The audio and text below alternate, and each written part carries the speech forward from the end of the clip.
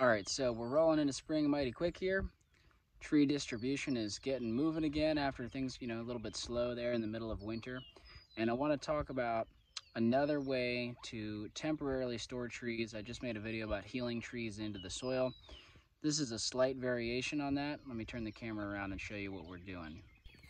So I'm out here inside of the fence in the nursery, where throughout winter I've had a lot of trees healed into these pots. So you can reference the last video I made about healing in those red maples into the ground. This is the same concept, just they're in a pot instead of in the ground. So all these trees, you can imagine they grew in air pruning beds all summer. When fall hit, they lost their leaves. I dug them all up, clumped them together, snugged them into this pot, and then piled some mulch up around it to insulate them and keep them hydrated and warm all winter. Now what I'm doing is I'm getting together a large order of trees. And this is going to be, I forget the exact total. We're talking probably close to 1,000 trees or so, something like that. I think we're definitely at 1,000, maybe more. Somewhere around there. I'll get you guys a total by the end of the video. But this is a donation order. This is something I like to do as much as I can. All right, so we'll get into the logistics of the order in a minute. But what I want to showcase real quick. So all of these trees, these are a red oak. They were all healed into a pot just like that a moment ago. And I basically plucked them all out. I mean, it's very easy, kind of just when they're loosely healed in the pots, you can just grab a hold of them and yank them up like one big carrot in the garden. You can see they still have a lot of soil attached to the roots. That's okay, I actually appreciate that. And what I'm gonna do instead, I'm actually gonna take an empty pot and I'm gonna heal them into this pot with wood chips instead of soil. You can see all these pots are full of well, I'm saying soil, but really these pots are full of leaf compost and a little bit of mulch, mostly leaf compost. And so I've had the trees, like I said, healed in the leaf compost, pluck the trees out, dumping the leaf compost into a new pot, because I'm trying to use the same labels that are on these pots. So now I'll take these trees, I'll nestle them in here, and I'm going to fill this pot up with wood chips. So you can sort of see what I'm doing right here, right? I got these red oaks we were just looking at. They're now in a pot. Instead of leaf compost healing them in, I'm using wood chips. Now it's really important for this, you want to use aged wood chips that are nice and wet. So I'm using wood chips from this pile that's been sitting here for over a year, and it's been raining a lot recently. And so you can see kind of a glare from the sun. Hopefully in the video you can tell these wood chips are pretty moist, okay? Moisture is really important for this process when you're using wood chips, because wood chips generally are not going to hold as much moisture as soil is. And because the particle size of the wood chips is much larger than soil, you won't have as good contact insulating and, protecting, touching all these tree roots. So you might be wondering, why in the world would you do this then if the soil is better in so many ways, more appropriate? So why would I do this? Well, really, I was asked to do this by the folks who I'm donating these trees to. So, we've got about 240 or so white oak in here, about 100 northern red oak.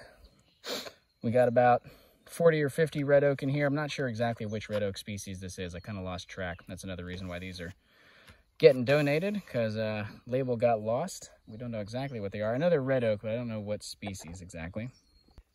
And I think the reason that they want these in wood chips is largely just for ease of distribution. These pots get really, really heavy when they're full of soil, and we're giving a lot of trees to them. And so, first of all, just for transporting them in their vehicle, I think it makes a lot more sense to have the lighter weight of the wood chips. But also, when they're doing their big donation events and they've got, hundreds of people coming through getting trees, the wood chips are much looser. It's much easier to pluck trees out, and it's just, overall, they're just easier to work with. Now, I would not recommend doing this for over the entire winter. I would not recommend healing into wood chips for a super long period of time. I think for a short period of time this works. They're going to be giving these trees away in a month, almost exactly a month from the time of me doing this. And these trees are going to be in a protected, fenced in area at someone's house where they're able to be watered very consistently. They won't dry out.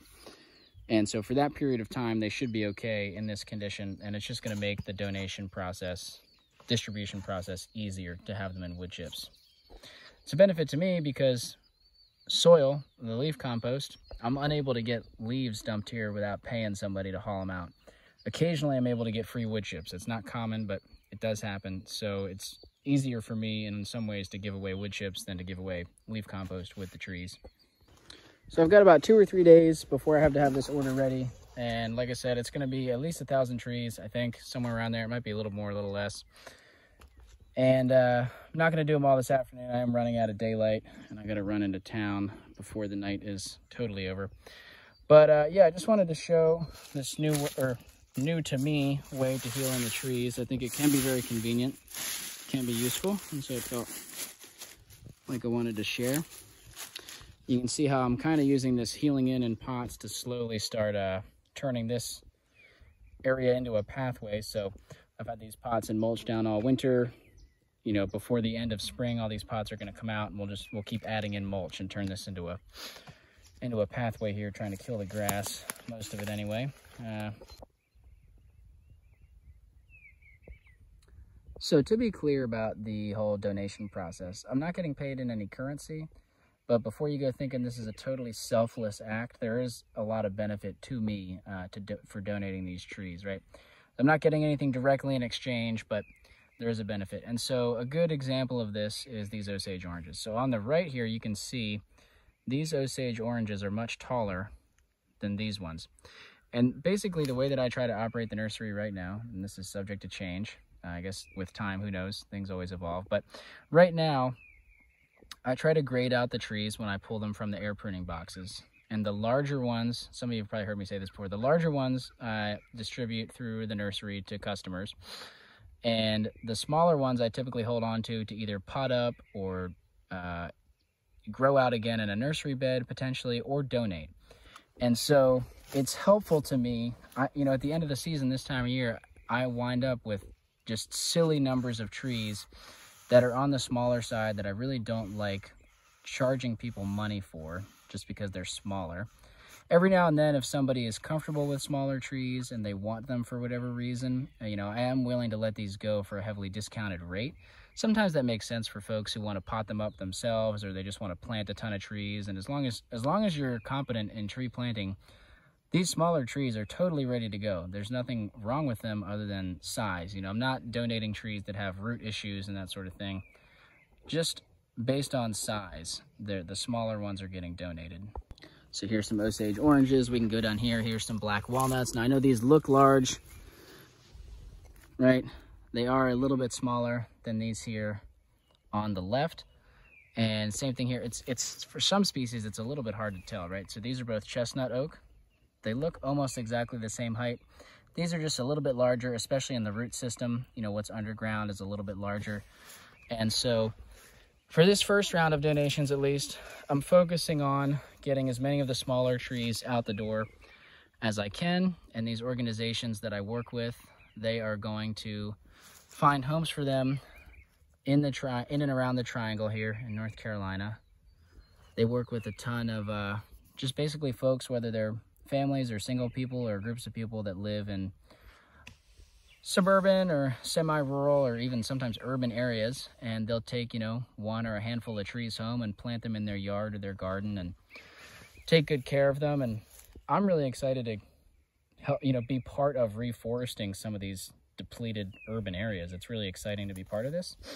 And like I said, it serves me, it's a huge benefit to me to have an avenue to move a lot of these smaller trees. You know, if I didn't have this avenue, I would have a ton of potting up work to do. Arguably, yes, I could make more money if I took the time to pot all of these trees up, the smaller ones, and then distribute them, you know, in the fall after they've had time to kind of root into their pots. But I don't love having potted trees. You guys have probably heard me say this a million times now. I really don't love having trees in pots. I have a small amount usually, just because it is nice to have a few for some folks, but I really don't like to focus on potted trees. And if I had to pot up a few thousand extra trees every spring, I could do it. It's just really not, it's just not the workflow that I want to be doing this time of year. like I said, it's always subject to change. There's still plenty of potting up to do. You know, some things like, it's just always a mixed bag. These, oh gosh, trifoliate orange, I was blanking on the name. These are trifoliate orange here. I don't think I'm going to distribute these here because they are starting to become somewhat invasive in this part of the world. I will probably pot these up. They're very small. I'll probably pot these up and try to move them into more northern climates where they're less of an issue and they can be planted with a little bit less concern that they're going to get out of control. And then there are situations where I will donate, you know, trees that I think are sizable enough to sell. These are bitternut hickories. I don't have any home for these right now, and as you can see, they're starting to leaf out. A lot of things are starting to leaf out this time of year. Here's the last of my wild plums leafing out. These I'm holding on to for myself. I'm going to plant them somewhere here within the next few days. But, you know, if I'm unable to find homes for some of these larger trees, again, I come into the situation, pot them up or donate them. And so the workflow for me right now is basically get all the smaller ones out the door, reevaluate, try to move as many of the larger ones that I have left as I can, plant any that I want to plant here, and then decide of what I have left, you know, in 2-3 weeks. I'm either going to pot them up for the season or make another round of donation of things that are a little bit larger. And now I can reclaim all of this leaf compost. These can go onto new garden beds. They can go into air pruning beds.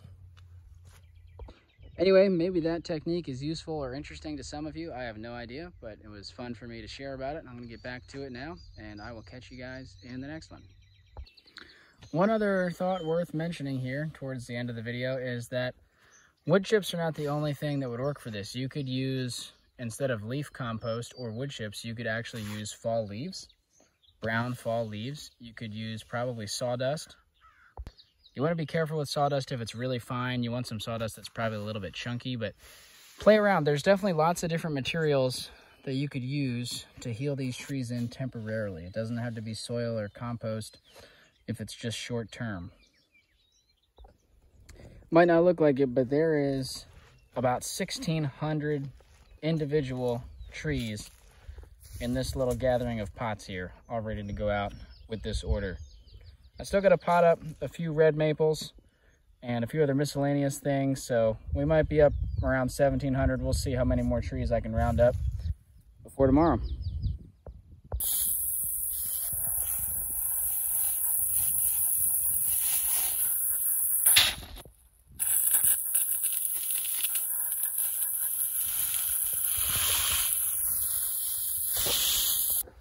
All right, well, I forgot about these 2 pots full of oak trees. This is mostly a white oak mix in here.